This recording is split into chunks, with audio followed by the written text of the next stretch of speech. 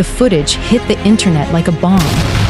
Within minutes, timelines were flooded, headlines screamed, fans froze, and the hip-hop world held its breath. Courtroom clips that no one was supposed to see were suddenly everywhere. And in those few shocking seconds, the empire of Sean Diddy Combs began to tremble once again.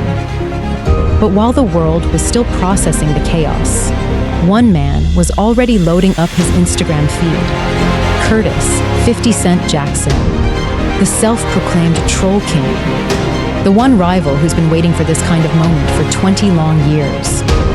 As the footage spread, 50 didn't just react, he erupted. Memes, captions, jokes, hashtags. Every post was another jab, every word dripping with that trademark sarcasm. And the internet ate it up. But here's the question that everyone's asking now. Was this just another 50 Cent troll session?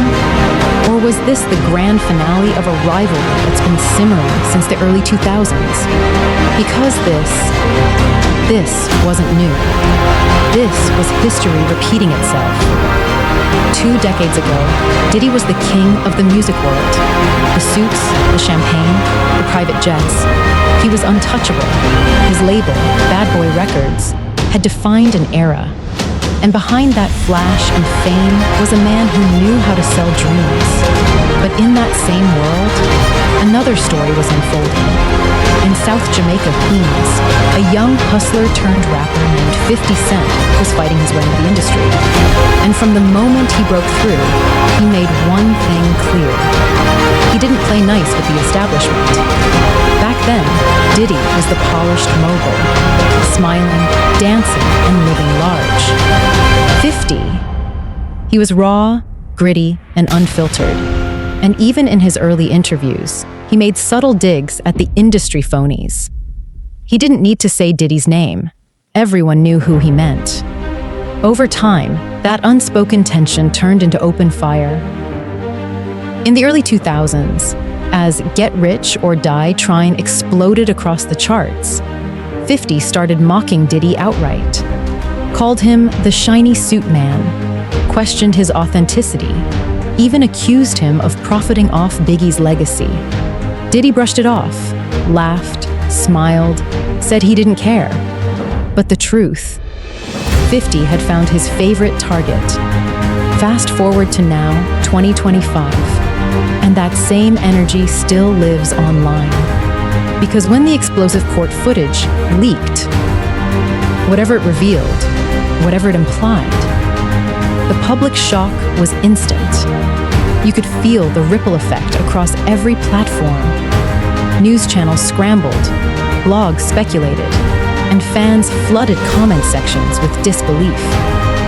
It wasn't just another celebrity headline. It was a cultural earthquake.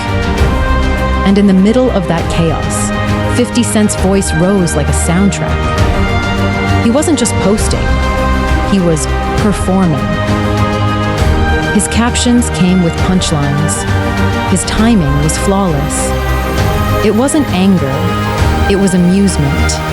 The sound of a man watching a prophecy unfold, exactly as he'd predicted. For years, people called him petty, obsessed. Now, they called him right, because every time Diddy's name makes headlines for the wrong reasons, 50 is there, instantly. And it's not random. It's ritual. He doesn't just react, he reinforces. Every post is a reminder that while Diddy built a billion-dollar image, 50 built something stronger, a narrative. The internet calls it trolling. But behind the humor, there's calculation. 50 knows the power of timing. When the world's talking, he jumps in, not to blend, but to dominate the conversation. And this time, his reaction to the footage wasn't just shade. It was a statement.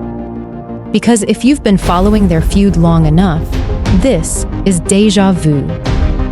Back then, it was diss tracks. Now, it's digital warfare. Back then, Diddy was the mogul of the moment.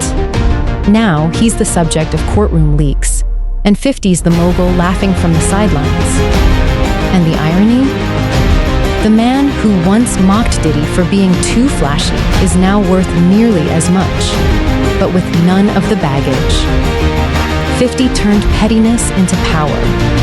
He went from the streets to the screen, producing Power, BMF, and a dozen hit shows that turned him into one of the most bankable figures in entertainment. While Diddy's name gets dragged through scandal, 50's name trends for profit. But let's pause, because before we call this karma, we need to remember what made this rivalry legendary in the first place. It's not just about two egos, it's about two philosophies colliding. Diddy represents the old guard, image, luxury, excess. 50 represents the evolution, control, strategy, relevance. And in today's media world, relevance wins. So when the footage leaked and the headlines broke, and Diddy's empire started to crack, 50 didn't just comment. He seized the moment, once again making himself part of the story. It's a masterclass in branding through controversy. Every time he posts, engagement spikes. Every time he jokes, new audiences rediscover his past work. And every scandal involving Diddy only fuels 50's cultural longevity. It's not luck. It's marketing genius built on years of playing the long game. Social media took the story and ran with it. TikTok edits went viral. Fans comparing 50's old interviews to the new revelations. Podcasters joked that 50's been building a documentary in real time. Reddit threads broke down every 50 versus Diddy moment from the past 20 years. And just like that, public opinion shifted again. People weren't mocking a 50 anymore. They were calling him a prophet. 50 been new. Bro predicted this years ago. The man's been warning us.